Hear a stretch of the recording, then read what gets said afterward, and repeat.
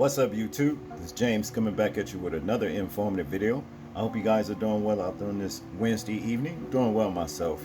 I come across this messed up story right here about this young Ohio football player. He was prescribed 260 doses of painkillers in 2 months, dies. Family sues Walgreens. Okay. Now, okay, this is the thing. The thing I have with this particular situation right here is why isn't the family suing the doctor as well? Because I always thought that the doctor who writes the prescriptions, you understand, are responsible for, however many times the patient goes to the pharmacist to pick these prescriptions up. You understand what I'm saying? These doctors will mess you up, and that's all there is to it. They made a situation, the old adage that say making a molehill out of a mountain. They did that with this young man right here, and it costed him his life. Let's get into this article right here. It says, the parents of a two-time All-Ohio high school football player that died from a drug overdose was allowed to sue Walgreens for supplying him with 260 doses of opioid painkillers in less than 2 months. In October 2009, Stephen Maher tore a rotator cuff while playing football for Dublin Jerome High School. His doctor prescribed 50 pills of hydrocodone to help with the pain. Hydrocodone was a Schedule III substance, which was considered by the Drug Enforcement Administration, DEA, to be addictive, but less likely to be abused than a more powerful Schedule II painkiller. Maher underwent surgery on the shoulder in November 2009. On the day of the surgery, Walgreens dispensed 60 hydrocodone pills. Okay?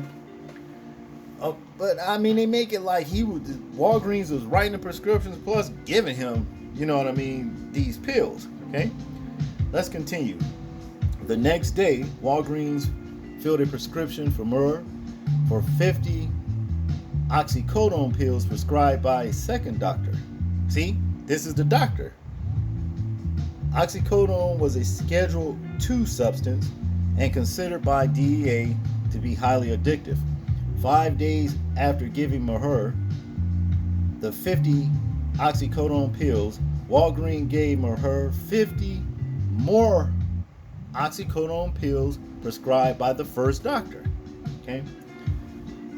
But he had the prescriptions though. That's the thing. The doctor should be, brought up into this too. Okay, this is what I'm saying. Another 5 days later, Walgreens dispensed 50 more hydrocodone pills to Maher.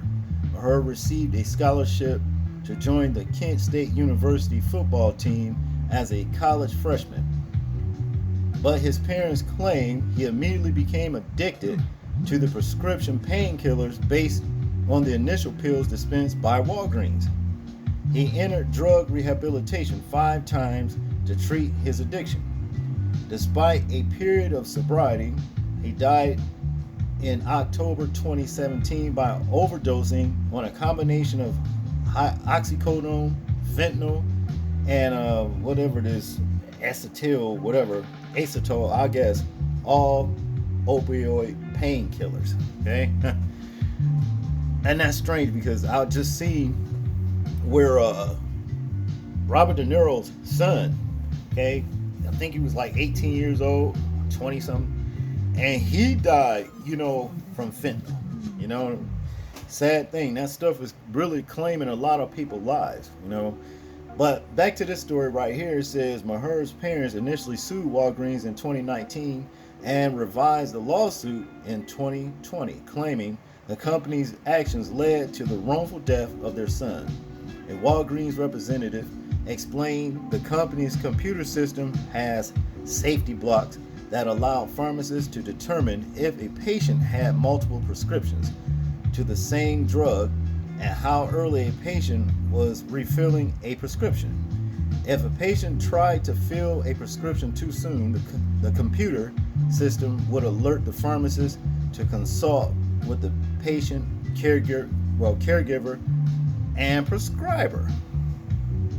Obviously, none of this stuff happened. The two physicians, let's get to them, who were not disciplined for overprescribing and medication testified that their prescriptions were reasonable and appropriate for treating Maher's pain following surgery. In February 2021, Walgreens asked the trial court for summary judgment. The company argued its pharmacist filling the prescriptions wasn't the cause of the untimely injury that led to Maher's death. The company also argued that under the learned intermediary doctrine, pharmacists in Ohio generally don't have a legal obligation to warn patients of the adverse reactions, side effects, or dangers of prescription drugs for every prescription they fill. And they should. I don't understand why not. That doesn't make sense to me, But like I said, I don't understand why these doctors are not on the hook with Walgreens. I don't get it. See? To continue, in April 2022, the trial court granted summary judgment to Walgreens, focusing only on the argument that Walgreens' actions weren't the cause of Maher's death. The family appealed, which was later approved because the danger of addiction from such a dosage was identifiable. Identifiable and knowable by the pharmacist, and that the time between the addiction and the the ultimate death did not negate Walgreens' responsibility. I would say too, as far as I'm concerned, that those doctors were supposed to tell this, patient, the dangers of addiction for those pills as well. They should be tossed in the lawsuit. I just don't understand how they're getting a pass on this. Okay.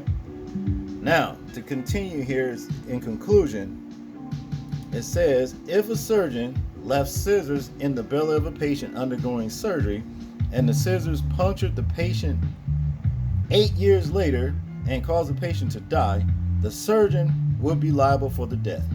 Dr. Corey Waller, who serves in various capacities with the American Society of Addiction Medicine, stated in the testimony during the original trial. As a result of this concern, among others, the case was to be returned to trial court for further review.